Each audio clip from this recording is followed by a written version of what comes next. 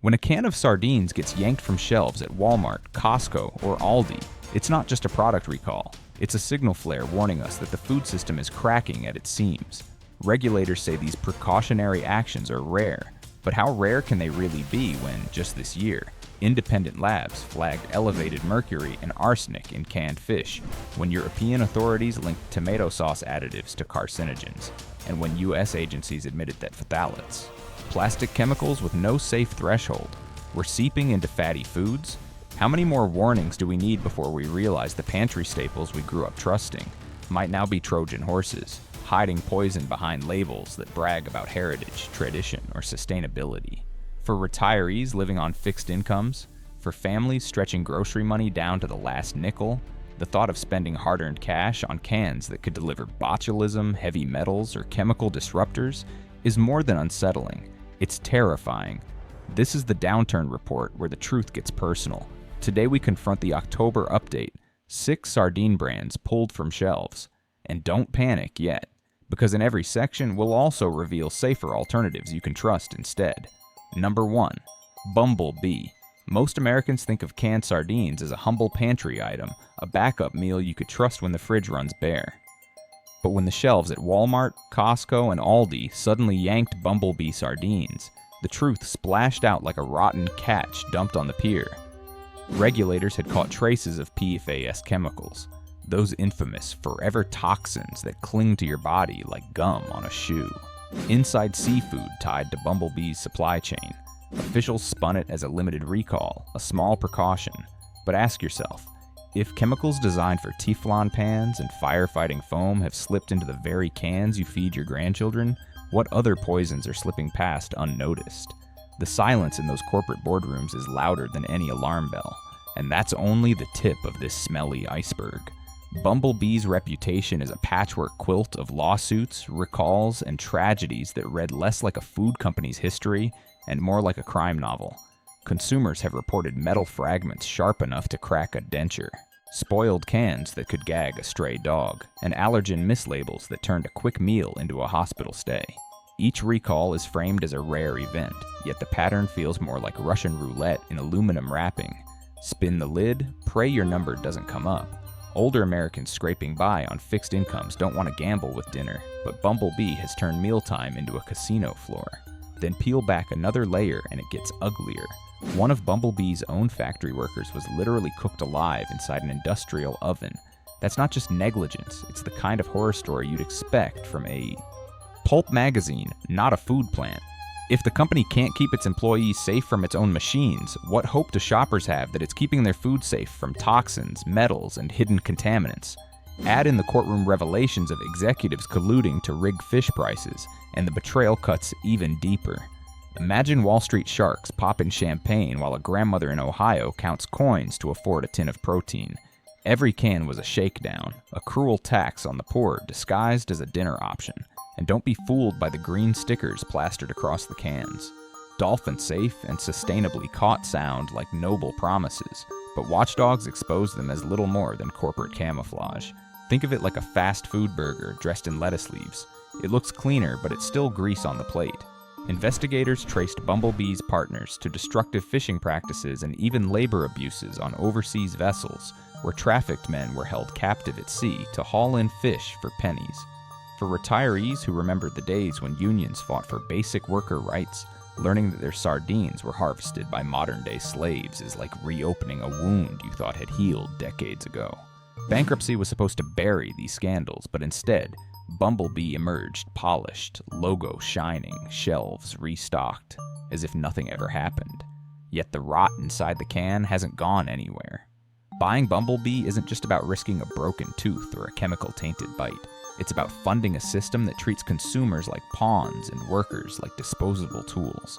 It's about realizing that the cheap tin you grabbed in the discount aisle comes with a hidden bill far bigger than the sticker price. But shoppers aren't trapped.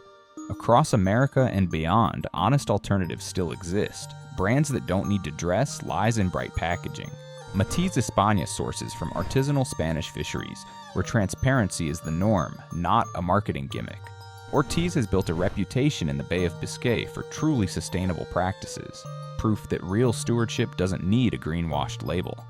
Bella delivers wild-caught sardines packed in genuine olive oil, letting the fish itself carry the story.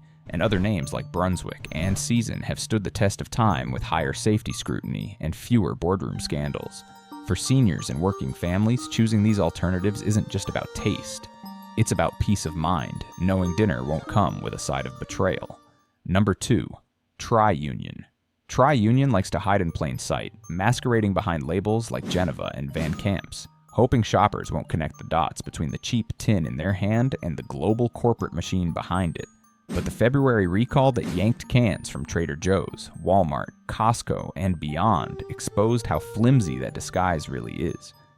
A defect in the pull tab lids, the kind of technical hiccup executives dismiss as minor, actually carried the terrifying risk of botulism, a disease so deadly that even a single contaminated bite can paralyze the body.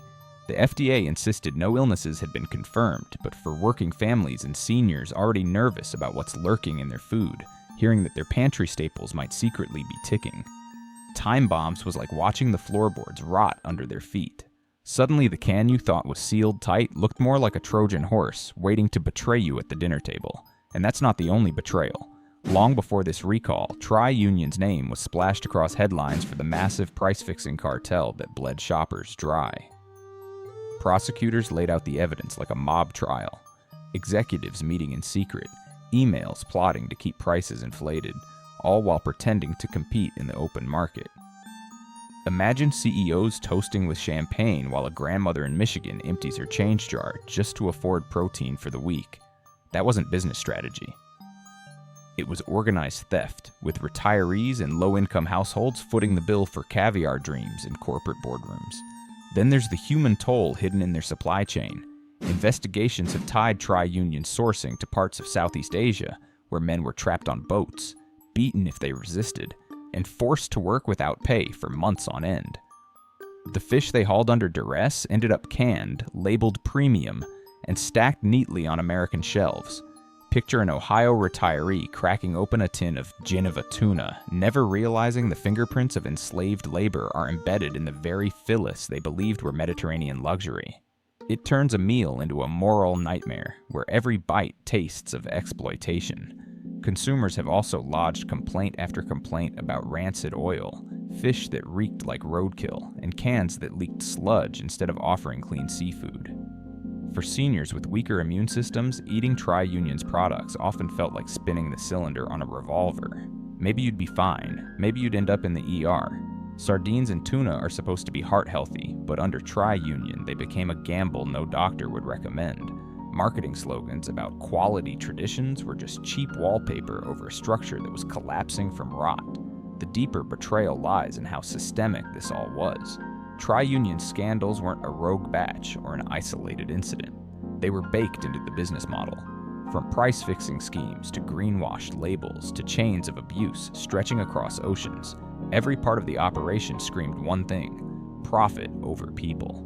For older Americans who grew up believing hard work built honest brands, realizing that their affordable protein was the product of conspiracies and cruelty is enough to turn dinner into disgust. But consumers aren't stuck in this trap. Alternatives exist that don't come with a side of corporate corruption. Nuri, the artisanal Portuguese brand, has built global respect by clinging to handcrafted canning traditions. Fishwife, a newer American company, puts ethical sourcing and small batch transparency front and center, showing that honesty can still sell. Cento, best known for its Italian imports, has earned praise for traceable, clean sardines that don't need a PR stunt to prove their worth. These brands don't exploit secrecy or cartel tactics. They compete on authenticity. For retirees and working-class families, choosing them isn't just switching labels. It's taking back power from companies that gambled with your health and dignity. Number 3. Crown Prince. Crown Prince likes to sell itself as the sophisticated aristocrat of the sardine aisle. The kind of can that puffs its chest with words like natural, Maithmano wild caught, and responsible, as if it were a yoga instructor teaching a class in aisle 5. But pry off that polished lid, and you find something less noble and more like a hustler in a cheap suit. Regulators once forced the company into a recall when PFAS forever chemicals were detected in its shellfish products, a discovery that sent ripples through every can stamped with its brand. For older Americans, the idea that chemicals used in industrial coatings could be swirling in the same oil you drizzle over toast isn't just unsettling, it's a gut punch. It confirms the fear that the food supply has become a dumping ground for toxins while corporations smile for the cameras and cash the checks. And PFAS aren't the only unwelcome guest at this banquet. Independent testing has flagged Crown Prince sardines and mackerel for elevated mercury levels, a heavy metal that doesn't simply pass through your system. It lingers like a freeloading cousin on the couch, settling into your bones and kidneys for decades. For seniors already struggling with fragile health, that's like quietly signing up for a payment plan on poison. You don't feel the sting right away, but the bill comes due later, and the interest is brutal. Meanwhile, Crown Prince's green halo doesn't shine so bright once you look closer. The brand plasters packaging with sustainable sourcing and eco-friendly practices, but watchdogs have called out holes in its traceability. In plain English, the fish in that can may come from suppliers whose methods shred ecosystems and exploit labor. It's the grocery equivalent of someone bragging about driving a hybrid while secretly siphoning gas out of your truck. For consumers who believe they were making an ethical choice, the betrayal tastes bitter, like being tricked into paying premium for a recycled lie. Then there are the cans themselves.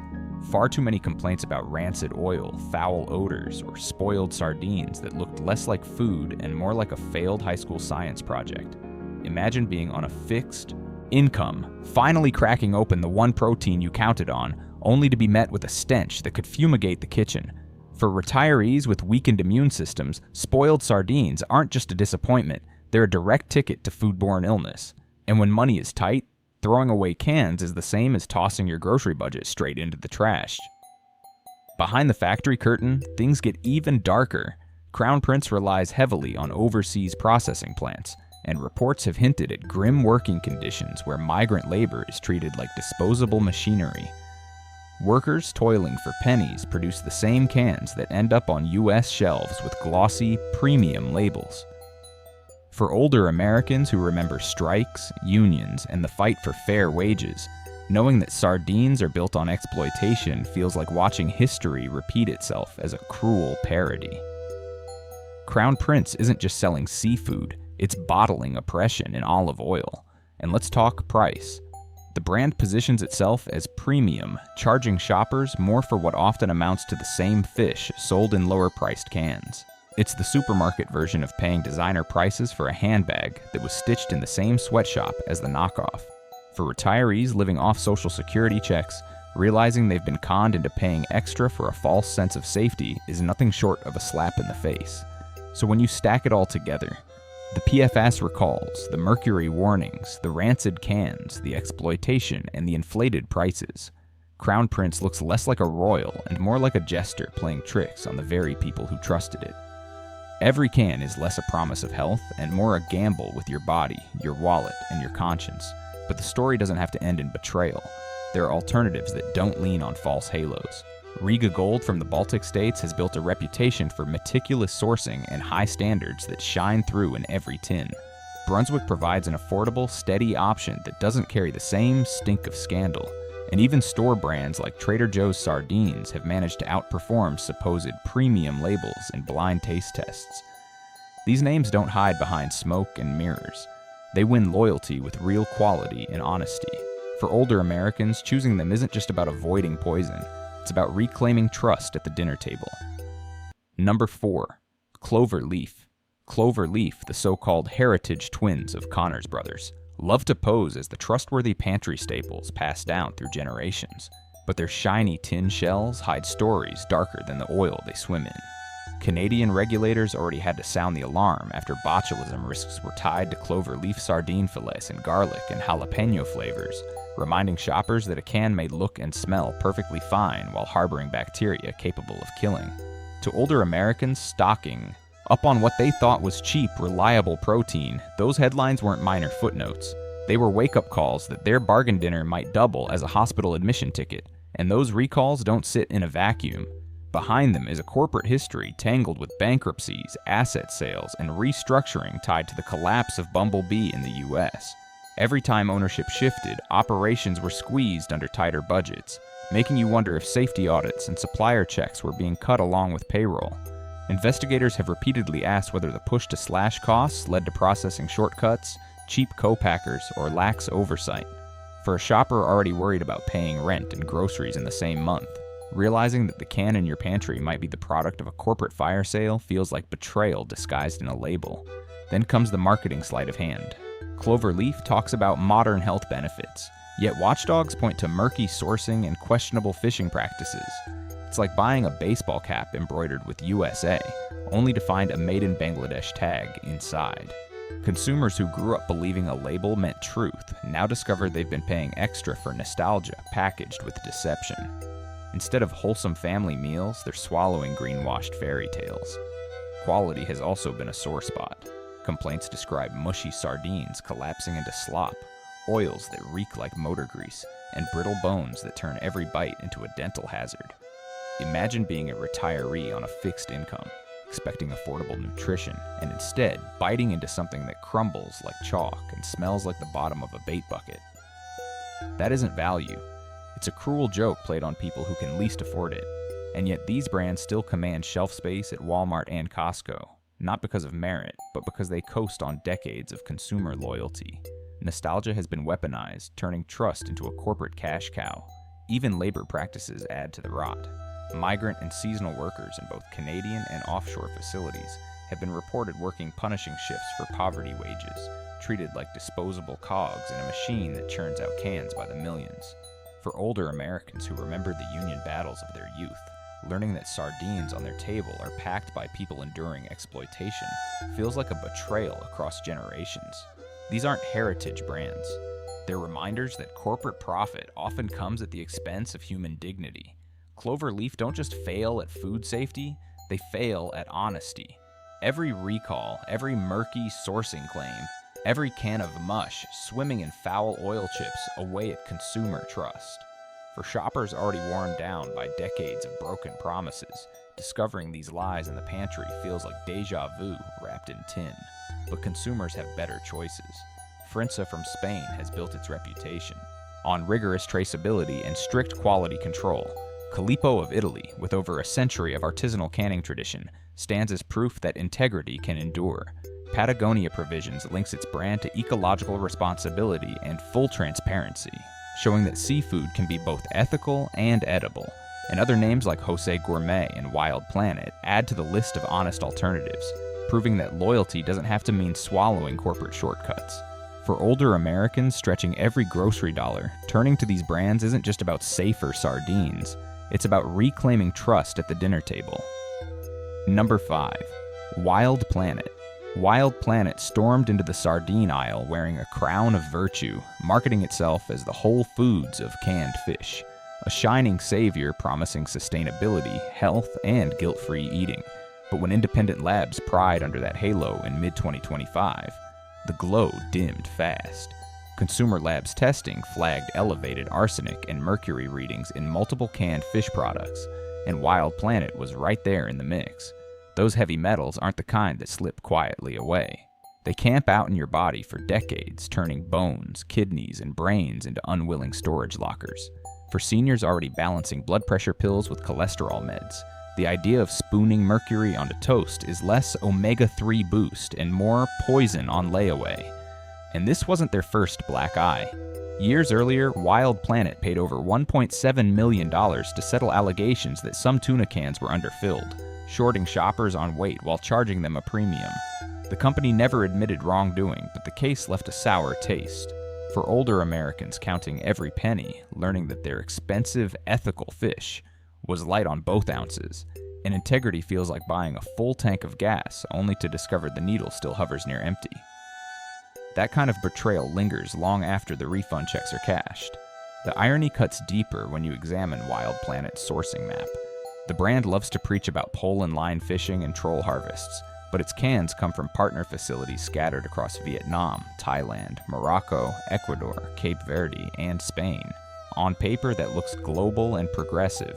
In practice, it means the company's control over contamination risks and labor conditions is as thin as the metal on its lids.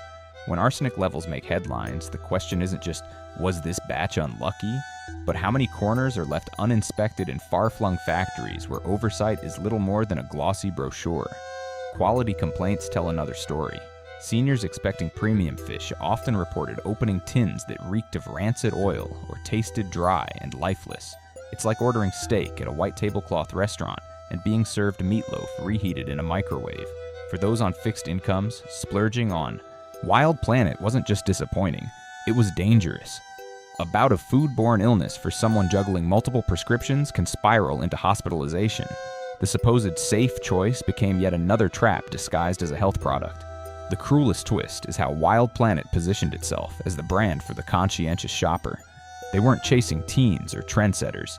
They were targeting seniors, working families, and health-worried consumers who believed spending extra would buy peace of mind. Instead, what they got was another lesson in marketing spin. The cans didn't just hold sardines. They held a story polished by ad executives designed to sell hope at boutique prices. And when hope turns out to be hollow, the sense of betrayal cuts sharper than any recall notice. But the market isn't a wasteland. Alternatives prove that honesty and quality can still swim together. Canetable, the French brand with a century-long legacy, offers traceability and consistency without hiding behind eco-buzzwords. Ortiz del Norte, separate from the Ortiz name already discussed, stays true to artisanal Spanish methods that deliver genuine flavor and transparent sourcing. Econi, out of the Pacific Northwest, cans seafood with small batch care and a reputation for clean practices. These names don't need to greenwash or inflate. They let their fish speak for itself. For retirees who have been conned one time too many, turning to these brands isn't just about taste. It's about reclaiming trust, one honest can at a time. Number 6. King Oscar. King Oscar struts through the grocery aisle dressed like royalty, its red tins gleaming with regal imagery, daring shoppers to believe they're holding a piece of European heritage. But peel back the lid and what comes out isn't the grandeur of a banquet hall. It's the sour smell of a bait bucket left to rot in midsummer heat. Independent testing and regulatory alerts have revealed a reality far removed from the royal fantasy. In Europe, King Oscar sardines and tomato sauce were pulled from shelves after authorities found the tomato base laced with ethylene oxide, a banned pesticide and probable carcinogen. It didn't matter that the cans looked fine or that nobody keeled over on the spot. Ethylene oxide is a long-term killer, the kind that seeps into your cells quietly over years. For seniors who thought a trusted heritage brand would protect them, that discovery was like finding poison in the family recipe book. And the nightmare didn't stop there. Consumer complaints about swollen King Oscar cans and suspicious odors forced voluntary withdrawals of anchovy and sardine lots, each new headline adding fuel to the fear that premium packaging could still hide spoiled food. To retirees trying to stretch a grocery dollar, being told to toss out expensive tins isn't just a financial blow. It's a reminder that even the fanciest labels can betray them at the dinner table. Then came a bombshell from Consumer Reports in early 2024. Testing nearly 100 everyday grocery items, it found King Oscar's sardines among the seafood samples with high levels of phthalates, those endocrine-disrupting chemicals with no safe threshold. Picture seniors trying to lower their cholesterol with sardines, only to unknowingly flood their bodies with plastic chemicals that meddle with hormones. That's not a diet plan. It's corporate Russian roulette in a tin. Behind the shiny tins lies an even grimmer story. King Oscar has been owned by Thai Union since 2014, a seafood conglomerate haunted by repeated allegations of forced labor and human trafficking on fishing vessels. Investigations described men trapped at sea, beaten if they resisted, working without pay, their only freedom being to haul in fish that would one day be stamped with the face of a king. For older Americans who remember marching for fair wages and union protections, learning that their sardines could be stained with modern slavery feels like swallowing someone else's chains. The supposed heritage of fjords and Norwegian pride collapses into a stage prop masking global exploitation. Even the nutrition story, supposedly King Oscar's ace card, doesn't hold up under scrutiny. Watchdogs flagged inconsistencies in omega-3 levels and sodium content sky high compared to competitors. For retirees monitoring blood pressure, cracking open a King Oscar tin isn't healthful. It's like setting off a salt bomb in their bloodstream. Imagine buying what you think is a heart-healthy snack, only to find your cardiologist's worst nightmare hiding behind the Crown logo. That's not nourishment. It's sabotage sold as tradition. Consumers who once trusted the brand now feel like they've been paying premium prices for nothing but smoke and mirrors. King Oscar leans on nostalgia and royal theater, but once the crown slips, the illusion crumbles. It's not a king, it's a con artist in costume, feeding on the loyalty of working families and seniors who deserved better. Yet shoppers don't have to settle for this false monarchy. Ramon Peña of Spain produces luxury sardines so carefully crafted they redefine what canned fish should taste like. La Brújula, another artisanal Spanish brand, offers traceability and sustainability so rigorous it shames King Oscar's hollow claims. And Mouette d'Arvor of France, with its long heritage of honest seafood canning, delivers authenticity in every tin. These aren't fairy tales wrapped in foil. They're brands that let the fish speak for itself. For older Americans sick of crowns that crumble and promises that rot, these alternatives return dignity to the dinner plate, something King Oscar has long since squandered. The truth behind your food is darker than you think. Stay alert, protect your plate. Subscribe now for real exposure. Thank you for watching all the way to the end. If you found this video helpful, don't forget to hit the like button and subscribe to the channel so you won't miss our daily content. Now feel free to check out some of the newest and best videos currently shown on your screen. Goodbye, and see you in the next video.